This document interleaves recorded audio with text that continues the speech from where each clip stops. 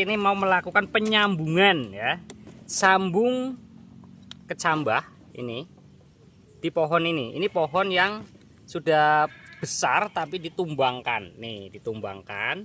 Ini pangkalnya sudah sebesar lengan orang dewasa ya. Sebesar lengan orang dewasa, atasnya mau kita sambung pakai kopi Brazil. Ini yang asli dari Brazil.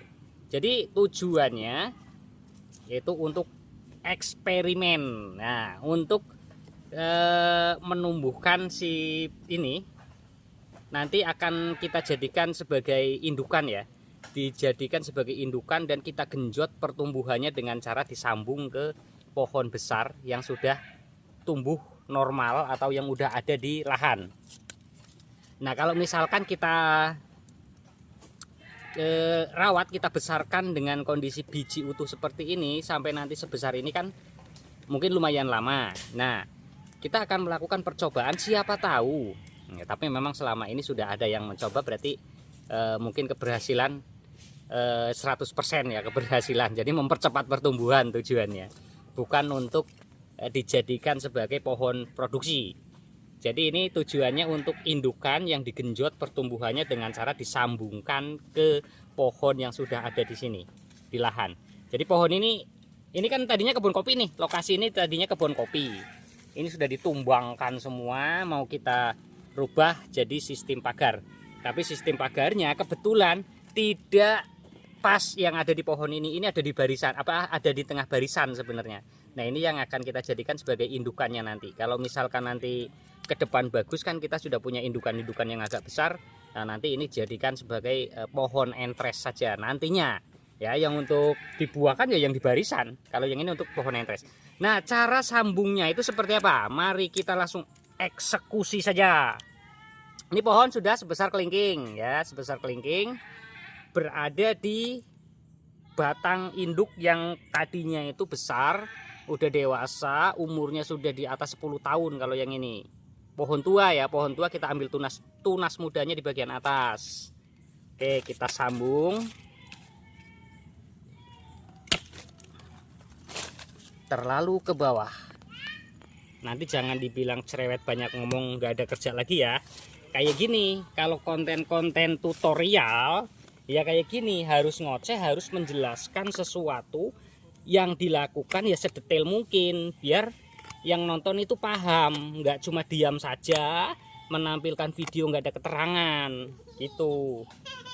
Oke, ini kecambahnya yang sudah kita siapkan. Ini yang bijinya langsung didatangkan dari Brazil, kita sambung ke sini. Nah, setelah terpotong seperti ini, tadi kan pemotongan menggunakan gunting ya. Kalau menggunakan gunting itu biasanya di bagian bekas potongan itu kan memar. Kita rapikan dulu dengan pisau atau cutter atau apa. Ini bagian ininya. Biar yang memar ini hilang. Nah, setelah itu kita sayat kulitnya turun seperti ini. Sayat kulitnya turun seperti ini. Karena ini kan kita sambung sisip di kulit ya, sisipkan di kulit. Nah, kita kupas dulu kulitnya sedikit seperti ini. Nah, tuh. Ini kan sudah terkupas nih. Ini sudah terkupas kulitnya. Lalu kita siapkan entres atasnya. Entres atasnya kita yang masih kecambah seperti ini. Ya, kalau yang udah tumbuh daun seperti ini lebih bagus. Atau yang sudah tumbuh daunnya udah mekar, udah daun 4 lebih bagus. Oke, kita pakai yang ini aja yang udah ada daun. Nanti itu kita sisipkan ke pohon yang kecil saja.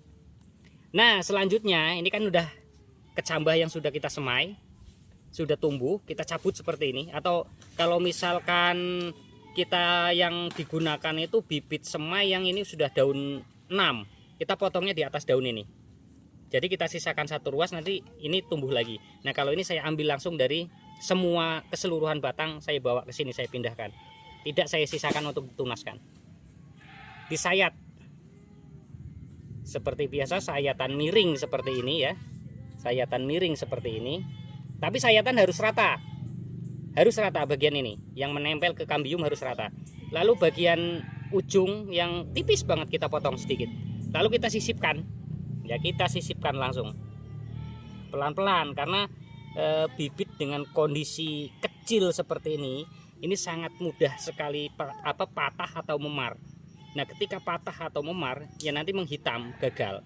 Jadi usahakan si entres atas ini tetap utuh dengan keadaan sehat, jangan sampai ada memar ataupun yang apa sih kalau patah tapi nggak putus itu apa namanya ya, seperti itulah kira-kira. Lalu setelah seperti ini kita ikat. Nah ini kita pengikatan pakai plastik grafting. Kalau nggak ada plastik grafting bisa pakai plastik yang lain, misalkan plastik sungkupnya itu diikat sedikit, apa diputus sedikit, lalu dijadikan sebagai pengikat di bawahnya seperti ini juga jadi. Nah sudah seperti ini ya, langsung kita sungkup pakai es lilin, kita sungkupnya. Nah begini. Diusahakan jangan terlalu di tempat yang terbuka. Kalau ada tempat yang terbuka, usahakan bagian atas nanti diberi naungan atau peneduh tambahan. Kalau ini kan kita masih punya pohon ini sebagai peneduh, dan ada pohon-pohon lain yang besar sebagai peneduhnya masih bisa. Dia nggak akan gosong. Nah kalau susah untuk mencari pengikatnya, ini dipotong juga bisa nih. Bawah ini potong gini misalkan. Nah ini kita tarik ya. Sebenarnya ini nggak penting, kalau hal yang ini nggak penting. Inilah yang kadang saya dibilang banyak ngomong ya, karena yang hal-hal sepele pun saya jelaskan gitu. Karena ya mungkin ada nanti yang susah untuk mencari pengikatnya seperti ini nih, saya contohkan. Ini langsung diikatkan ke sini saja, diikat di sini langsung. Cuma saya ini pakai rapia karena kita sudah menyediakan gitu. Pengikatan usahakan jangan terlalu dekat dari bekas sayatan atau luka. Karena kalau bekas sayatan ini kita ikat di sini, embun yang ada di dalam nanti turun, dia menggenang di bagian bekas luka sayatan dan dia akan menjadi penyebab kematian ataupun busuk ya, busuk bekas luka sayatannya. Seperti ini saja sudah cukup. Jadi ya ini caranya seperti ini. Ini tujuannya hanya untuk menggenjot pertumbuhan agar si kecamba ini cepat pertumbuhannya. Jadi misalkan nanti yang ditanam dari biji itu tingginya baru misalkan 1 jengkal, ini sudah bisa 3 jengkal, bisa 3 kali lipat, 2 kali lipat lebih cepat daripada dari biji ya. Mungkin seperti itu. Kita lanjut ke video yang lain.